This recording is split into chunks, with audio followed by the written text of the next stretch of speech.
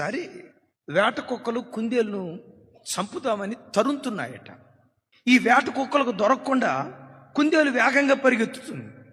వాస్తవంగా చెప్పాలంటే కుందేలు కంటే వేట కుక్కలు వేగంగా పరిగెత్తుతాయి.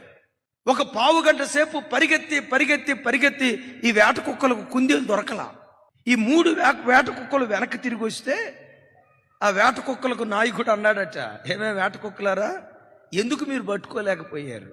ఇవన్నాయట, మేమేమో ఆకలితో పరిగెత్తాం, అదేమో ప్రాణాన్ని కాపాడుకోవటానికి పరిగెత్తింది, అందుకని అది మాకు దొరకలేదు అన్నాడట.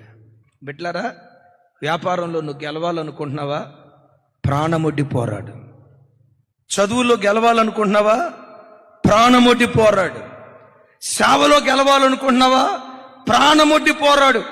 ఎవడు పట్టుదల కలిగి కసితో దేవుని సన్నిధిలో పరిగెత్తుతాడో వాడు ఏ తరములో ఉన్నా విజేతగా నిలవబడటానికి దేవుడు కృప చూపిస్తాడు.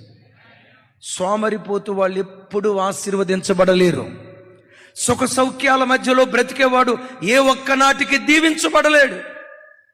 జీవితంలో నువ్వు ఎక్కువ ఆత్మీయతను సంపాదించాలన్నా, వ్యాపారంలో, ఉద్యోగంలో, ఏ రంగములోనైనా నువ్వు తలమానికగా ఉండాలన్నా పట్టుదలతో పరిగెత్తు.